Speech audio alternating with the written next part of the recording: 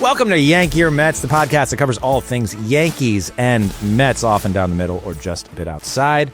My name is Phil Wolf. I'll be your host and Yankees fan for the remainder of the program. And I'm joined, as always, by my co-host, Chad, Mr. Met.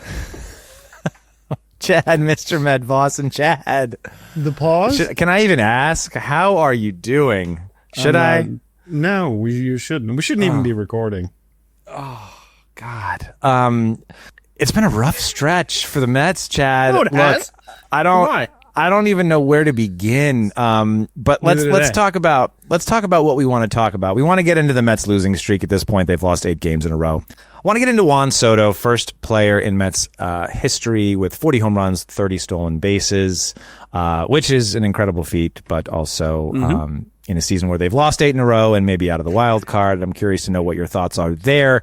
I want to get into Anthony Volpe's injury, some Jazz Chisholm comments, and thoughts about what happens if the Mets don't make the postseason. Chad, I'm sure you have some thoughts there. I've heard a lot of things about the GM, the manager, lots to get into there. But let's start with the Mets and their 8-game losing streak. They're currently tied 0-0, I think, in the 5th inning. Against the Rangers right now. But Chad, the Mets are playing with fire here. They got to start winning games or this is not going to end well for them. No, it's not. I mean, they lost it in classic fashion last night. The one guy that's been the most reliable reliever, it was not reliable. I mean, it's comical. You hear the old adage, they're just finding new ways to lose games. Yeah, and, Mendy is saying, he's got his playbook out and, he's got his ChatGPT of answers. Like, we just got to start winning. We just got to start playing hard. We just got to start whatever. Like, all of that is fine. It's not Mendy. Like, do I like the Acuna back-to-back starts? No. They're putting him in, I guess, for D with Peterson on the mound. Okay, but when you're not scoring runs, who cares? Last year it just seemed like all the decisions he was making down the stretch worked in his favor. Or, excuse me, hold on, I'm going to burp eventually. I'm throwing up the Mets season. Here it comes. So, here it comes. To me, it seems like last year Mendy made all of the right decisions down the stretch, and this year the decisions he's making aren't panning out. I can't sit here and say he's making wrong decisions. He's going with his gut, which is what got him into the playoffs last year and into the almost into the World Series. I said into the World Series, almost into the World Series. Close. We were in the World Series. Yeah, that's true. You drink. That was us. Yeah. Other New York team. No, but I mean, all the decisions he was making last year were right, or most. And this year, they're just not panning out that well. Let me ask you, because I think this is a New York fan base thing. We can be very fickle. We demand instant gratification. We're high when our team is winning. We're low when we're losing. And the fans think they kind of want to put all of this at the feet of David Stearns. And no. While it's just one season, it is a stark contrast to who they were last year. And I know Stearns was the GM still then, but the team has just not performed. And so I don't know that it's fair to put all of the blame on Stearns, because I think if you look at some of the things he did, bringing on, obviously getting Juan Soto, that's not really a Stearns move, though, right? I mean, he was the GM. Do you really give Stearns credit for that? They just outbid the Yankees. That's not like a brilliant GM move. We spent more money, so we get player. Re-signing Pete Alonso, which I think most Mets fans wanted, and were at least initially repaid, and that started to show like it was a good decision because he started off the season really well. But he didn't invest in pitching. He got Griffin Canning. He has the pitching lab, which is really a Hefner thing, which we can get into. I think they need to rebrand that. But this is not... The biggest issue with them is pitching right now, and the pitchers that they brought in are either hurt or not performing. And so you can say they should have brought in better pitching. And pitching is one of those things that you probably just have to end up paying for. So regardless of how this season finishes, do you think next year they go out and spend more money on pitching? Would you do that? If you were the GM right now, put your GM hat on, do you put more money into pitching going into next season? How much more money do you have to spend? And that's the thing. So you say it's not really a GM thing, that's a Cohen thing, right? Like Cohen wanted Soto, and he just said, make it happen. Yeah. And this is what happens when owners start meddling, because now all of those resources that could have gone elsewhere, like to me, what I like doing is like the Yankees, they went and got freed. They went, they made the sum of the parts greater than the whole. The whole thing with the Mets last year, the sum of the parts were greater than the whole.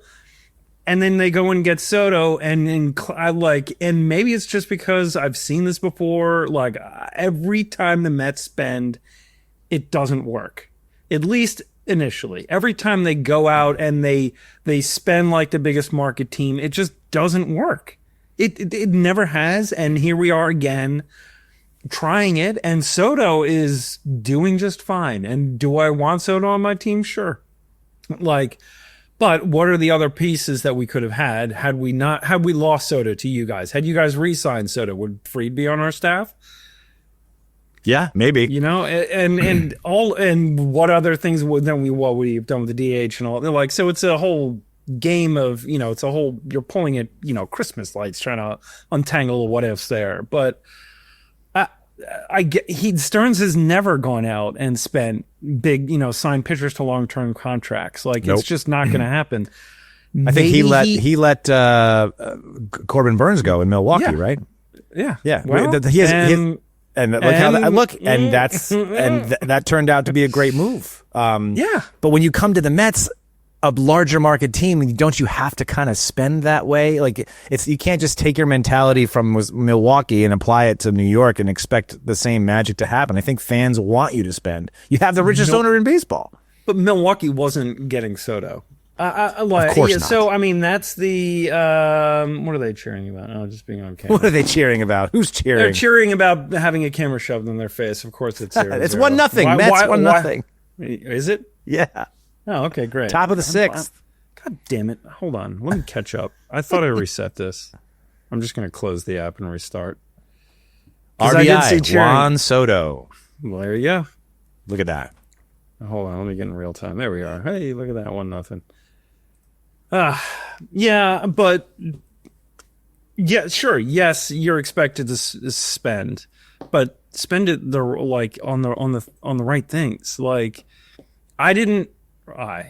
We or they, however, whatever pronoun you want to use, didn't make the World Series last year because they were missing Juan Soto. He wasn't like, oh my God, if we only had Juan Soto, that was the missing link. Right. I didn't go into that.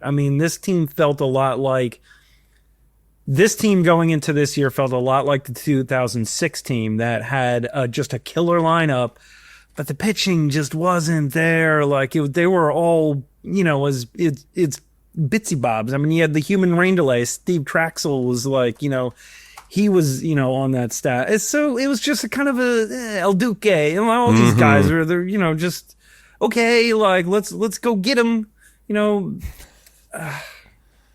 But but I don't know. I'm all over the place with this just because I'm so fucking frustrated.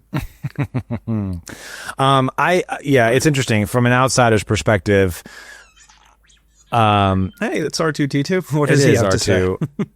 I think regardless of how this season plays out, the Mets have to make big changes going into next year. I don't think you're going to get rid of David Stearns. What I think is the more likely scenario is you don't re-sign Pete Alonso. And I hate to say that because I thought the Mets should, and this was a guy who thought they should probably step away from him. This was a few years ago, because he had some down years, and players like Pete just don't age well, and that's not a knock on Pete. It's just he's just very one dimensional, and people talk about his average to plus to average defense. I'm just he's not. He can look so bad at first, and he makes some nice plays, but I don't think that bringing Pete Alonso back, and I don't think this is a Pete Alonso problem. I'm not suggesting that Pete Alonso is the reason for the Mets collapse, but I think you have to make some changes. You're not stepping away from Lindor or Soto, and then you have to go out and get pitching. I think Griffin Canning started the year very hot, but you have to find a big arm and sign him. You just have to. I mean, pitching is one of those things you have to overpay for, and it's kind of unfortunate, but that's just it's the nature of the position. True, and it's interesting that I tend to agree with you. There's just some, I waffle on Pete because where, the first reaction is okay, great. Where are you getting 30 home runs and 110, 20 RBIs? Where are you replacing that? But I think that's the same idea of losing in a way. It's the same idea of hey, the Yankees losing Soto last year. You went and kind of plugged in different places, and starting pitching could be one of those things because, of the odds of all three of these guys hitting striking gold with McClain, Tong, and Sproat, you don't know. But if you get two of those guys, yeah, you're looking pretty good. Now you got a two McClain. He's starting to pitch he's gonna be a 1A, yeah, or that kind of thing. So you go if you add another starting pitcher who can give you length and make your bullpen not have to pitch every day. Yeah, you just might have to make that move. And then guess what? Vientos, okay, put him at first. I don't like doing that to a younger player who's just, still trying to find his way in the major leagues. Let's be honest. Yes, he's had a nice month, but now you're asking him to learn a new position. Yes, he's played it somewhat before, but that's a big ask. Then all the expectations are going to be put on him to take over for Pete. But to be honest, that gives Beatty third, Vientos first, and they don't have to worry about that. So, maybe that's the option. You don't need to go out and sign a big bat there. Or if you do, get somebody like a DH first baseman, not Starling Marte, who I love, but, singles, who in the 7, your DH shouldn't be in the 7-8 slot hitting singles. Yeah, so you're not moving the needle there. And the other guy, who I love, but he's changed his game and his swing too much. He's become too much of a pull hitter that they may need to move on from is Jeff McNeil. I'm sure that we talk about his versatility. He can play center. He can play second. He can play but, oh man, he just not looking the same. And he wears his heart on his sleeve. And sometimes that can be a detriment, where it's just, he gets too frustrated. And that's just another kind of and they did it all last year without him. Basically, he was hurt in the second half. So maybe that's somebody else that you have to move on for, just like you said, just to tweak things. I don't think Stearns needs to go anywhere. Let's be honest, he's learning what it's like to be a GM in New York as well. Yeah. It's going to take some time. Yeah. And I mean, look at what he did in the first year, and now year 2, people are calling for his head. Get over yourselves. Come on. Yeah. And any of these ass clowns that you put, if you make them a GM, they would blow it and botch it way worse. Than Stearns would, handling everything that goes on behind the scenes, etc. But yeah, I mean, to me, I don't think moving on from Pete would be the worst thing in the world. I love the guy. I mean, he saved our season last year. It would be odd, I just see him going down to Florida. He's gonna snowbird it down there. He's gonna enjoy the latter years of his career. I see him in sorry. I see him as perhaps a Marlin or, that kind of thing, going down to that pesky team. He kills the Marlins.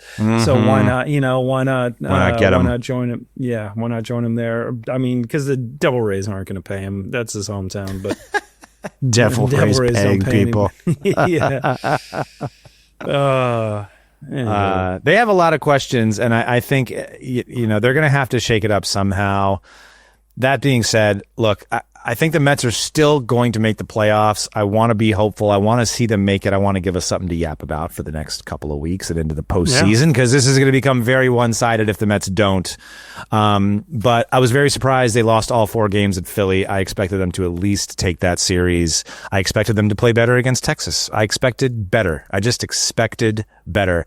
And the second half of this month doesn't get any easier. I mean, they play the Padres, the Cubs. You know, we talk about the Marlins. They'll be there to end the year. You know they're going to be playing tough. And then they're at home with a 3-game set against the Nationals.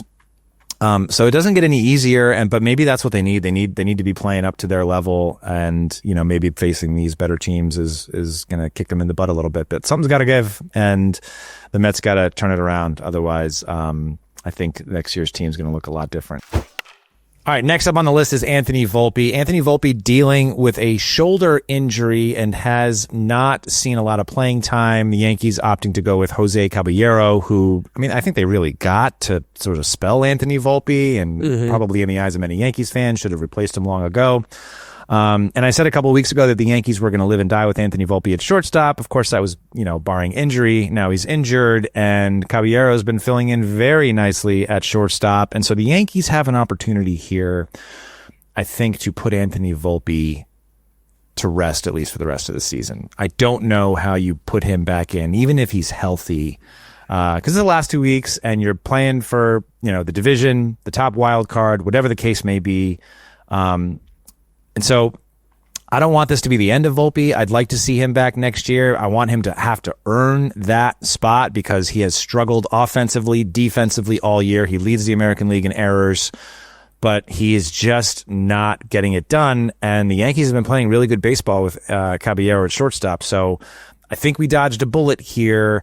But, you know, is this the end of Anthony Volpe with the Yankees? Or some are speculating that we might part ways with him at the end of the season. I don't want that to happen. I'd like to see him at least get a shot to audition for the position next year. But if you're the Yankees brass, like, where do you go? Have you seen enough, or do you give him one more shot? That's a tough one too, because then if you give him the shot and he fails, then you're really getting nothing back from him. Like, you are literally just whatever. But yeah. On the flip, if you're dealing him in the offseason, how much are you getting anyway? So to me, it's like it would be worth giving him a shot. I 100% like. Then there's always the optics of things, like, is he really, you know, how hurt is he? Like, they're playing well, and then it's like, okay, why don't we just take it easy with you, guy? You don't want to hurt his confidence, but the bottom line is you're winning, you know, and you're playing good baseball. Yeah. So. And if that's sort of like one of the ingredients, then you're not going to start, you know, tinkering with that, or Boone at least shouldn't. So I would just keep going as is and let Caballero keep going. Let him keep going. I'm with you. His WAR is almost double Volpe's, 2.5 to 1.3. Volpe has a bit better numbers in the power department, but Jose leads the league in stolen bases. He's just a spark at the bottom of that lineup. And, you know, you kind of lose a little defensive flexibility with him having to play shortstop every day because he can play all over the field. He filled in nicely for Stanton and play some outfield, and could play some middle infield positions. I think third base is on the table for him. But I think we need to solidify this team right now and just give people lanes. And Caballero has owned shortstop, at least for the last week. He's been playing well. You got to let him ride it out. I think the thing that worries me about Caballero is that he is a little bit of a hothead, can tend to lose focus. He's got a couple of questionable ejections over the last week in games where you're just like, come on, guy, like, keep your head in the game. Don't argue this call here and force the Yankees to have to bring Volpe in or put Giancarlo in the field when he has a scheduled day off. So if he can keep his emotions in check, he just looks like a better ball player. Yeah. And to me, like, he just passes the eye test. He plays the position so smooth, and that, you know, that gives the players around him the confidence. And I think while the players like Anthony Volpe and also support him, like, and have supported him throughout the entire year. Like, we're in mid-September. Like, you have to go with the players that are winning. Yes. And it's not Anthony Volpe. So I think the Yankees dodged a bullet here. And, he comes off the bench. I think we talked about it last week. Maybe he comes off the bench in a pinch hit situation. Let's get his shoulder right. He hits lefties really well. He can play shortstop. He played well in the postseason last year. We need him on the team. Like, we have a spot for him. He just can't start, and that's fine. So just let Jose take it and run. There's a little bit of Jose Iglesias vibes I get with Caballero. Yeah. Like, just kind of that, like, you can kind of put him like, okay, Iglesias wasn't an outfielder, but like, you can kind of put him anywhere. Right. And just that sort of dynamic, that element, that extra D that, oh, God, that was a sweet play. Like, yep. It's nice. It is nice with pitchers, especially like Max Fried, who are, typically ground ball pitchers. They got to get the balls in play. You just need a strong left side of that infield. Yeah. And they got McMahon, who's as slick as they come at third base. And with Caballero next to him, I think that's as tight a D as the Yankees have had over the last 5 or 6 years on the left side. And that has been the problem, that we lost the World Series because of defense. So I think it makes a ton of sense. Like I said, let's keep his emotions in check. Give Anthony Volpe a couple of spot starts here just to keep his, him fresh. So he's, keep his timing. Obviously, make sure he's healthy. Like, poor kid, like that, and that's a whole other issue. Like, do we not know this guy injured his shoulder and they're just like keeping this under wraps and just keep trotting him out there with a busted shoulder? Like, come on, you run it back with Caballero and until I say otherwise. So there it is. Until Yank Your Mets declares otherwise. Juan Soto, 40 home runs, 30 stolen bases. First Mets player in franchise history to accomplish that feat, Chad. But we talked about the losing streak.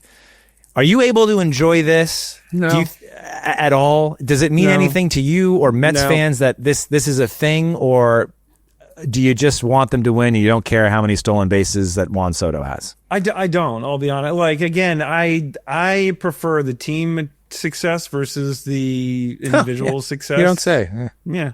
So I like. Don't get me wrong. It's nice, right? Like that's fun. But by the way, where did these stolen bases come from? He didn't steal any bases for the Yankees. All of a sudden, Juan Soto's stealing bases. The Mets have stolen 86 straight stolen bases, by the way. Did you know this? They have not, by a catcher, because they've been picked off a couple times. Oh, okay. But 86 for 86 when the catcher tries to throw them out at second. It's pretty good. So it's nuts. That's like Carlos Beltran, Kevin McReynolds territory. They just go when you're not catching them. It's insane. Like, I love it. I just never thought of Soto as a speedy runner, and I know stealing bases is not all about speed. It's timing, it's awareness, it's this. But like, he is that's pretty impressive. It is not, and look, it to me it does show that, hey, like, he's willing to add yet, and like, this guy has so many tools and elements to his game, and by the way, let's just toss 30 stolen bases in there, just for good measure. I think it's cool, like for the individual, but at the end of the day, like, he's doing this. He has over 1,200 OPS over the last, month, and we're not winning. So, we're tossing out this June 13th deadline. The Mets have the third worst record since June 13th. Yikes! That's not good. Not good. June 13th is a long time ago. It's September. The leaves are about to fall off the trees. That is literally all summer, and summer feels like it, flew by. Yeah, but that's it did. Basically the third worst team in the summer, like the entire summer, like since school got out. Yeah. So you ask why I'm so salty. That's your reason.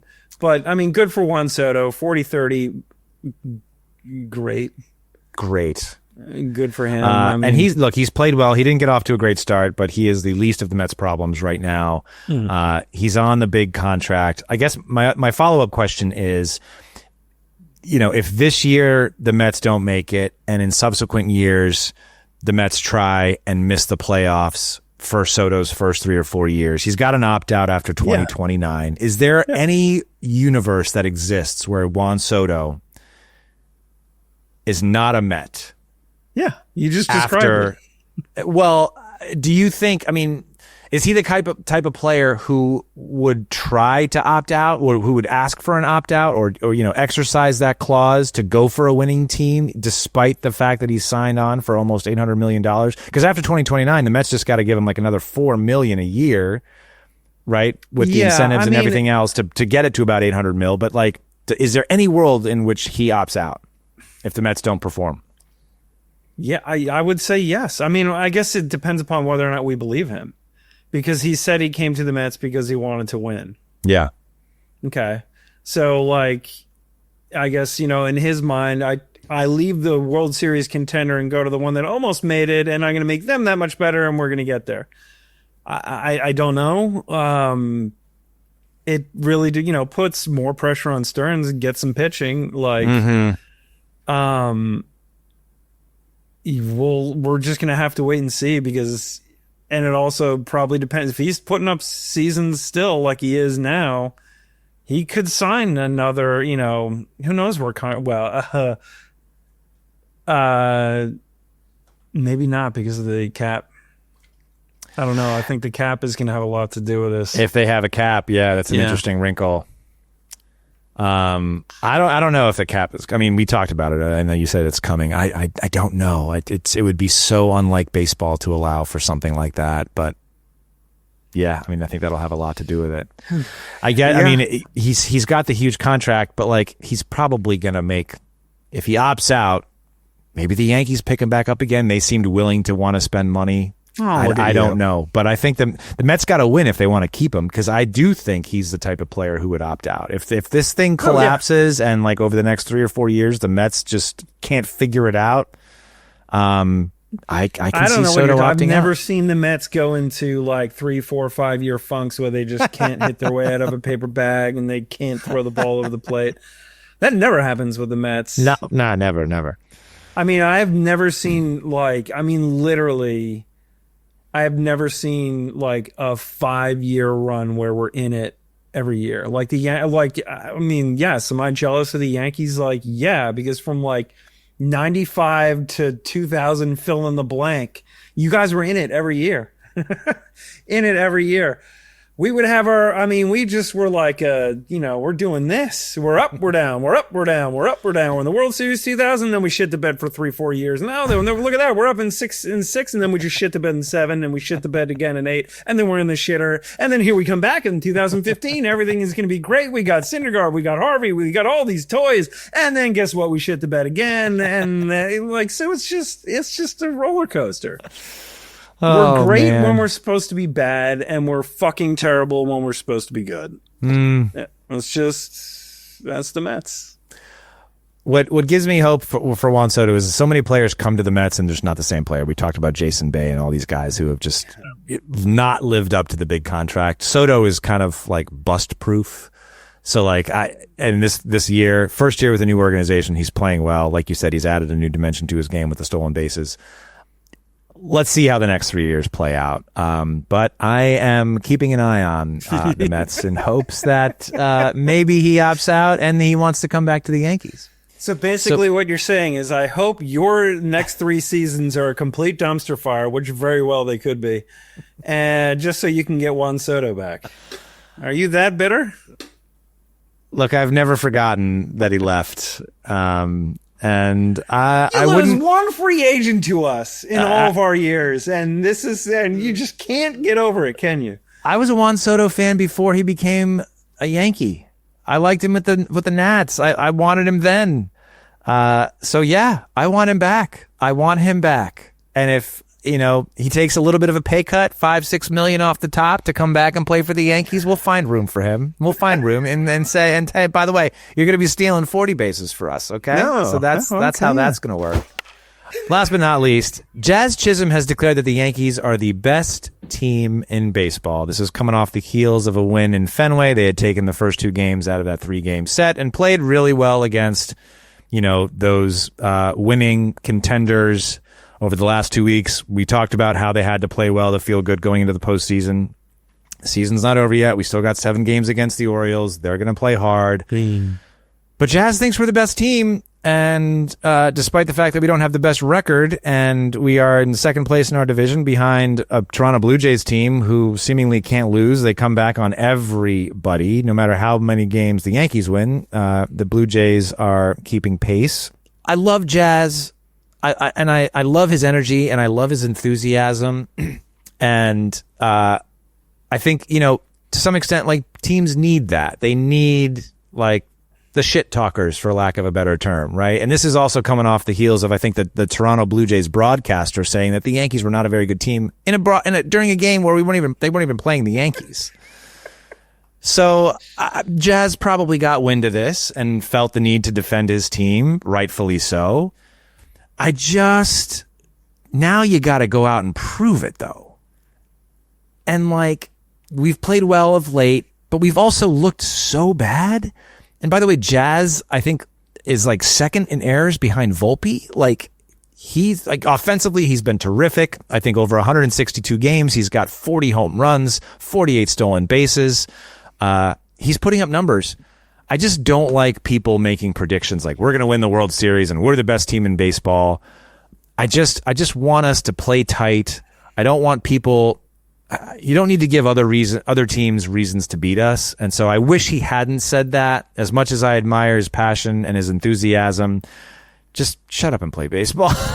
I'm sorry. Well, I mean, normally I'm in your camp with the shut up and play ball. Normally I'm just like, Jazz, please. Please, just stop. Yeah. This one, I don't know if it was the timing of it. It seems like the right time to go say, out because they're surging. And well, yes, but I mean, it's like heading into the playoffs, you're playing good baseball. It is like, sure, it's the locker room fodder for other teams, but at the same time, like bulletin board material, locker room, whatever. Yeah, whatever. Same shit. I'm not sure they have bulletin boards in the locker room. Yeah, do they still put bulletin boards in the clubhouse? Yes, on the overhead projector where they're writing. Little push pins. But this one didn't bother me. And normally that kind of stuff did. There's something about the timing of it that I like. And okay. Jazz is Jazz. He's gonna say stuff like that. This one felt like the right time to say it. You're coming off a nice little stretch here, beating the Red Sox. Why not? Why not go ahead and drop that down? Why not? Because you got to go into the playoffs with swagger. Yeah. And if you can keep it up, go for it.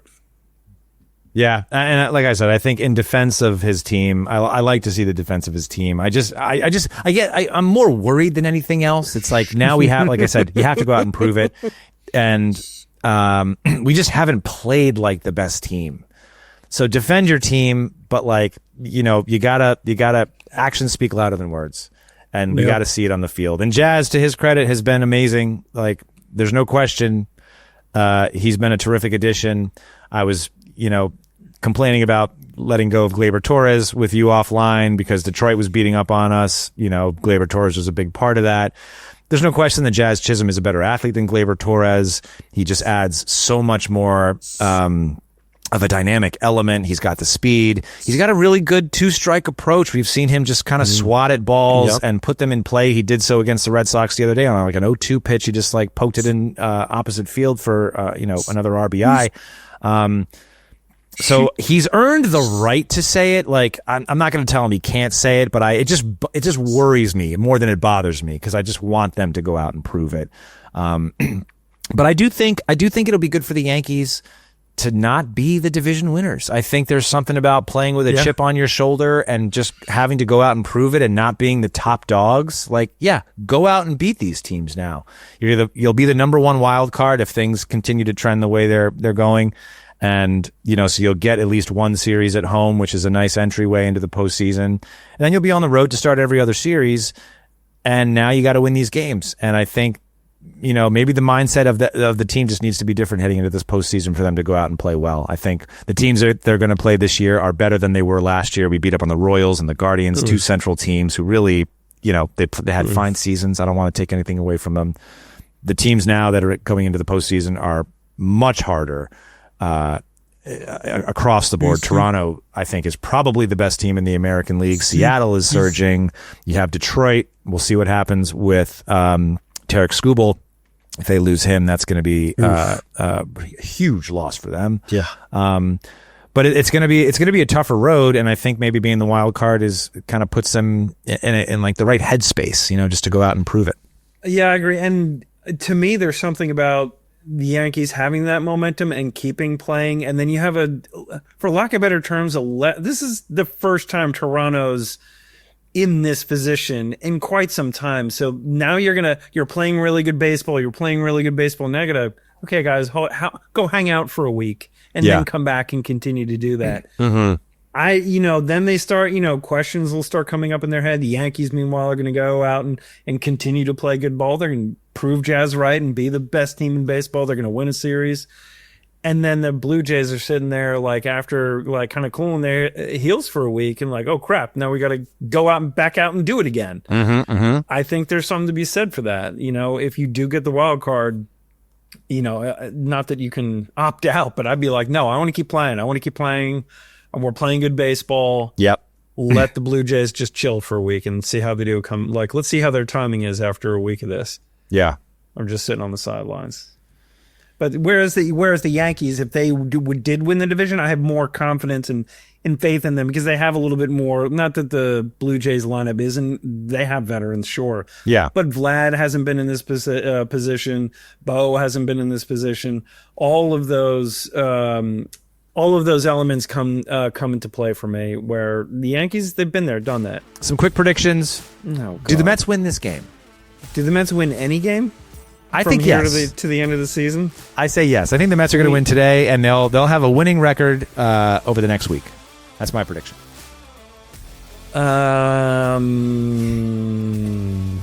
bless America. Chad's like, based on what?